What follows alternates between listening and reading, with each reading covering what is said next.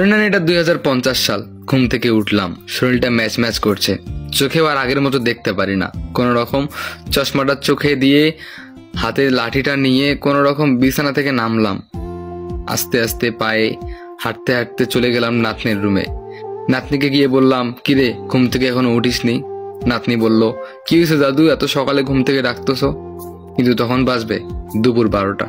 যাই হোক, কি আর করার, আমাদের সময় আমরাও তো এত দেরি করে উঠতাম, তাই না?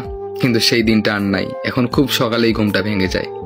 নাতনি তাড়াতাড়ি উঠলো, উঠে আমাকে বলল, দাদু এখানে বসো, ল্যাপটপটা আবার হাত দিও না, আমি ফ্রেশ হয়ে আসি, স্কুলে যাওয়া লাগবে। আমি বললাম ঠিক আছে যা। তারপরে দেখলাম যে ল্যাপটপটা ওখানে আছে। যাই হোক, ভালো করে চশমার চোখে দিয়ে ল্যাপটপের দিকে তাকিয়ে দেখলাম ফেসবুক অ্যাপ। কিন্তু আমাদের সময় যেমন ছিল একদম নীল কালার ফেসবুকটা, এখন না, এখন একদম ভিন্ন। কি জানি ভিন্ন নাকি আমি চোখেই ঘোলা দেখতেছি। ল্যাপটপটা কোনো রকম সরিয়ে আমার দিকে নিয়ে আসলাম, ফেসবুকটাতে ঢুকলাম। তবে ঢুকতেই কেমন যেন নাতনির অ্যাকাউন্টটা চলে আসলো। লগ আউট কিভাবে করতে হয় সেটাও ভুলে গেছি। অনেক ঘাটাঘাটির পর লগ আউটটা পেলাম। লগ আউট করে কোনো মতে অনেক কষ্ট করে মনে করলাম আমার অ্যাকাউন্টের যে নাম্বার আর পাসওয়ার্ডটা ছিল। তারপরে অনেক কষ্টে মনে করার পরে আমি লগ ইন করলাম অ্যাকাউন্টটাতে। যখনই লগ ইন করলাম, লগ ইন করার সঙ্গে সঙ্গে দেখতে পেলাম ফ্রেন্ড রিকোয়েস্টের মধ্যে 99+, মেসেজের মধ্যেও 99+। যাই হোক, মেসেজের মধ্যে ঢুকলাম, দেখতে পেলাম নানান রঙের মানুষ, নানান মানুষ মেসেজ দিয়েছে, অচেনা চেনা। তবে অনেক ঘাটাঘাটি করলাম মেসেঞ্জার ঘাটাঘাটি করতে করতে হঠাৎ করে একটা SMS চোখের সামনে ভেসে উঠল।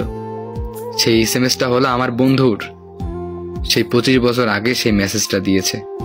অনেক দিন থেকে যে ফোনটা হাতে নেই, তার লাস্ট SMS ছিল, বন্ধু শরীরটা খুব খারাপ রে, ভালো থাকিস। সেই বন্ধুটা মারা গেল, আজ 3 বছর হয়ে গেল। আর একটু ঘাটাঘাটি করলাম মেসেঞ্জারটা, অনেক দূর যাওয়ার পরে আরেকজনের SMS দেখতে পেলাম, যাকে কিনা আমি ভালোবাসতাম, যে কিনা আমার প্রিয় মানুষ ছিল। তার লাস্ট SMS ছিল, ভালো থেকো, আমার থেকেও ভালো কাউকে পাবে। SMSটা দেখে চোখ দিয়ে পানি পড়লো, কিচ্ছু করার নেই। তারপর তার অ্যাকাউন্টে ঢুকলাম। অ্যাকাউন্টে ঢুকে একদম শেষের দিকে দেখলাম তার পিক, তার বিয়ের পিক, তার হাজবেন্ডের সঙ্গে তার পিক, কত সুন্দর টুলটুলে হাসতেছে। তারপর যখন আবার স্ক্রল ডাউন করলাম, তখন নিচে দেখতে পেলাম তার ছেলের ছবি, ছোট্ট একটা বাচ্চা। সেই বাচ্চাটা আজকে অনেক বড় হয়েছে, আর আমার প্রিয় মানুষের সেই কালো কেশ আজ একদম সাদা হয়ে গিয়েছে, মাথার চুল সাদা হয়েছে। আমিও কি আর কম বুড়ো হয়েছি? দিন কত তাড়াতাড়ি চলে গেল, তাই না? নাতনি তারপরে চলে আসলো, এসে বলল, দাদু তুমি ল্যাপটপে হাত দিয়েছো কেন? তুমি তো বুঝবে না, নষ্ট হয়ে যাবে। তারপর ল্যাপটপটা বন্ধ করলাম। বন্ধ করে আস্তে আস্তে লাঠিটা হাতে নিয়ে হাঁটতে হাঁটতে চলে গেলাম রুমে। কিচ্ছু আর ভালো লাগতেছে না, নিঃশ্বাসটা বন্ধ হয়ে আসতেছে। ইস, আমরাও যখন ছোট ছিলাম, আমরাও কত মজা করতাম, ফেসবুক চালাতাম। আজকে আমরা বুড়ো হয়ে গিয়েছি, সাথের বন্ধুরাও আর নেই। কবে যেন আমিও চলে যাই, নিঃশ্বাসটা বন্ধ হয়ে আসে।